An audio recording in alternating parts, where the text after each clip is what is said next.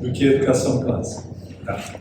Vou só fazer uma pequena introdução a isso, a esse assunto, para que vocês não fiquem assim viajando o que ele está falando, né?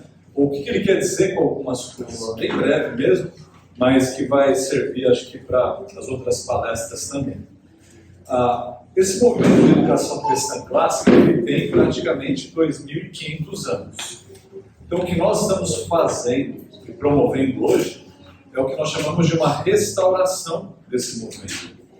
Então, nós temos que pensar que a educação clássica começou, eu diria que até antes dos gregos. Por que eu falo isso? Porque a gente tem que pensar assim, os gregos beberam de outras fontes. E esses outros, os egípcios, os hebreus, eles também beberam de outras fontes. Às vezes do próprio Deus, mas também de culturas e conhecimento de outras culturas que estavam ali próximas a eles.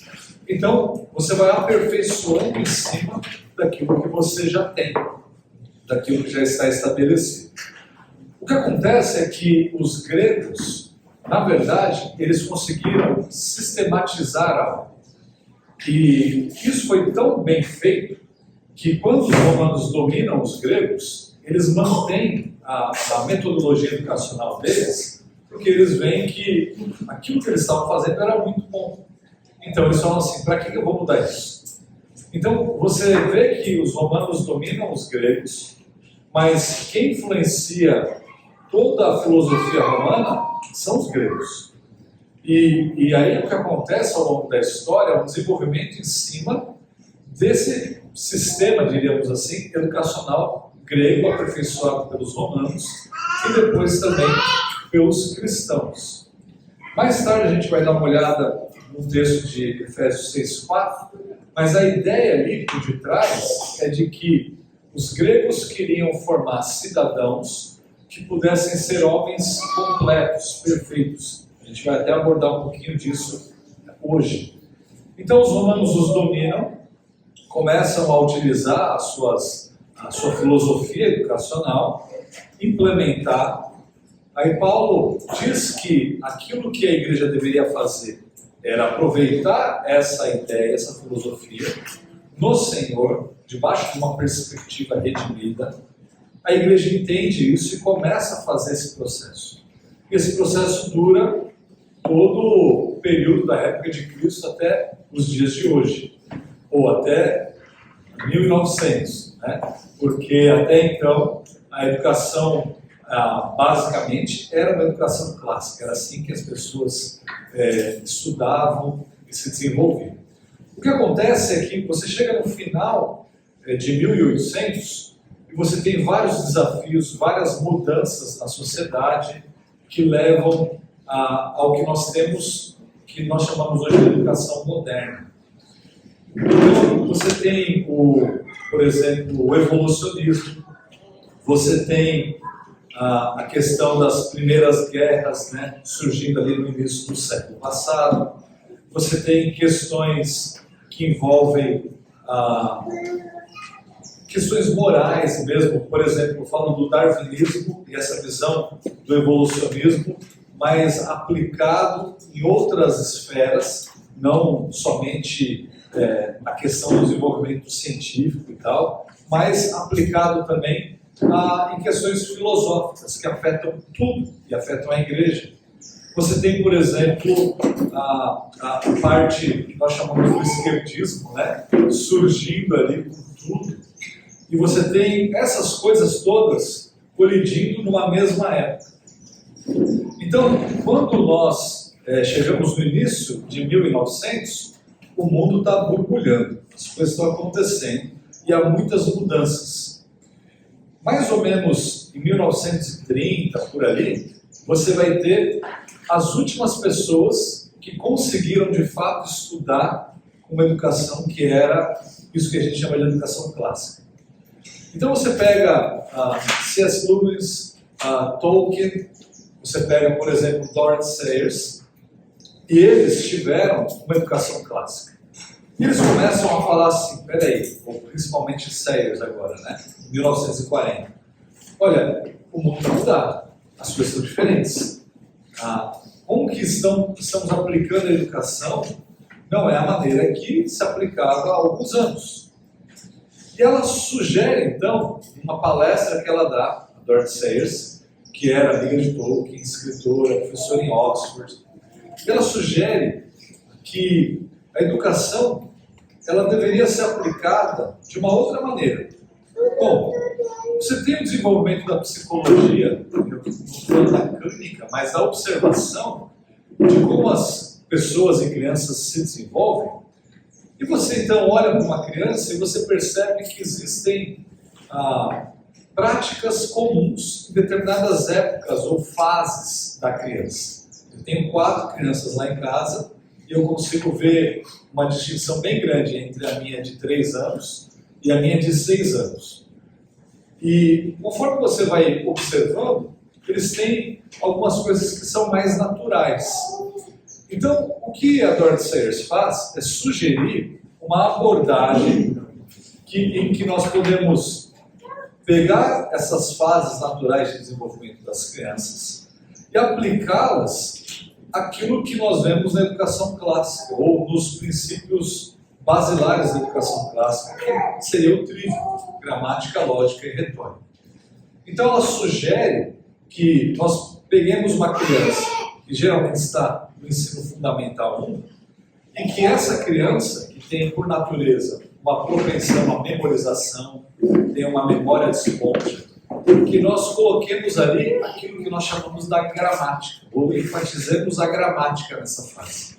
Então nós vamos encher a cabecinha dessa criança com aquilo que deve ser bom, belo e verdadeiro, e que que vai servir para alguma coisa, de fato, em momentos até posteriores.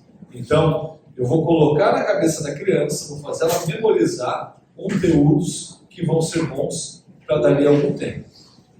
Quando ela vai se desenvolvendo, ela chega então numa fase de começar a questionar todo mundo. Então a gente chama isso aí na fase do atrevido, né? Ela chama. E é a fase que a gente chama na gramática ou na educação clássica de lógica. Ou seja, você vai pegar uma criança que tem um conteúdo e que agora começa a questionar tudo, e você vai ensiná-la a pensar de forma lógica. Você vai expor para ela o que é uma falácia. Você vai ensiná-la a pensar. E é o que nós enfatizamos nessa segunda fase. E aí, por fim, todo adolescente sabe de tudo, não é verdade? Né? E todo adolescente gosta de se mostrar, de se exibir e tal. Então você pega isso que é mais natural do adolescente e você tenta apresentar para ele a retórica, ensinando ele a como expor aquilo que ele sabe, aquilo que ele entende, para que ele o faça da melhor forma, de forma persuasiva, boa, bela, verdadeira.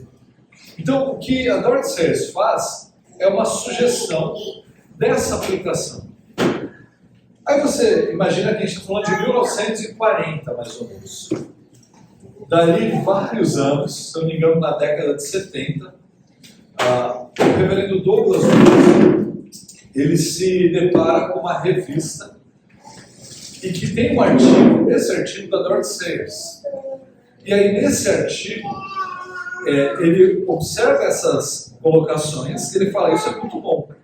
Mas ele nem filhas tinha, né, nem filhos nenhum. Ele também nem era casado, ele estava na Marinha dos Estados Unidos na época. Então ele falou, olha, um dia eu vou usar isso. E esse dia chegou. Quando ele casou, teve uma filha, e a filha mais velha dele estava na idade de ir para a escola. E a esposa dele falou assim, olha, o que a gente vai fazer com ela? Eu não me sinto, assim, nem um pouco tranquila de entregar a minha filha para alguém que eu não conheço, para ensinar absolutamente tudo para ela. Ele falou assim, então vamos abrir uma escola. Fique tranquilo. E o que ele sabia de escola? Nada. A não ser o artigo aqui. E ele começou a estudar e procurar pessoas também que tinham conhecimento voltado para a educação e se debruçar sobre o assunto. E aí ele encontrou essas outras pessoas, se juntou com elas e falaram, vamos fazer isso, vamos fazer esse processo. Então, O brasileiro sabe muito bem do que eu estou falando, é trocar o pneu com o carro andando. Eles começaram a fazer isso. Ele também se inscreveu num curso de latim na universidade. Ele também foi fazer o mestrado, né, em filosofia, justamente para ele poder ensinar aquilo que ele estava aprendendo também. Então ele começou a fazer esse processo, eles abriram essa escola começou a ir muito bem, as crianças começaram a se desenvolver muito bem. Ele escreveu um livro, esse livro meio que bombou, as pessoas começaram a ir para aquela escola para ver o que estava acontecendo ali. Eles abriram então uma associação. Depois ele conseguiu, seguindo, né, o curso natural, ele abriu uma universidade clássica, a New St. Andrews. Ele também fez outras coisas, como uma denominação e também uma editora. Então ele é alguém bem ocupado, bem competente, tá? Além de pastorear a igreja que ele pastoreia há anos. Então esse movimento que nós estamos bebendo agora e conhecendo, ele se deu como fruto de algo que começou lá atrás, foi sendo substituído, depois ele foi de novo inserido, e agora ele foi restaurado. Os Estados Unidos e outros países já têm trabalhado com educação cristã clássica há mais de 40 anos, quase 50 anos, nessa restauração. Nós chegamos a esse conteúdo, a essas coisas, há 10 anos. Principalmente por meio das leituras, dos livros, e depois também por meio de conhecimento das pessoas envolvidas e por meio das escolas e universidades. Então, o que nós estamos fazendo hoje aqui no Brasil é continuar essa restauração que se deu lá e que está arrastando o mundo. Só para colocar isso em paralelo, para vocês entenderem como que isso é abrangente, o secretário de guerra dos Estados Unidos, eles mudaram o nome, né? Era de defesa, o secretário de guerra é o Pete Hegseth, se não me engano é o sobrenome dele. E ele é membro de uma das igrejas da denominação do pastor Douglas Wilson, braço direito do Trump. E aí, ele mencionou num podcast que nós deveríamos agradecer a Douglas Wilson e outros, porque nós estamos bebendo daquilo que eles beberam também, e nós estamos nos ombros desses grandes, que começaram um trabalho de formiguinha e está dando muito resultado. Isso tem dominado, né, a educação depois da época da pandemia, tanto nos Estados Unidos, como também aqui no Brasil, em outros países, tem se espalhado muito, e nós temos visto muitos benefícios. A universidade, por exemplo, do Douglas Wilson, a New St. Andrews, ela tem formado pessoas que estão entre best-sellers, pessoas que estão aí se destacando tanto na política, quanto no cinema, quanto na literatura, em cargos altíssimos em tudo que é empresa, em tudo que é governo.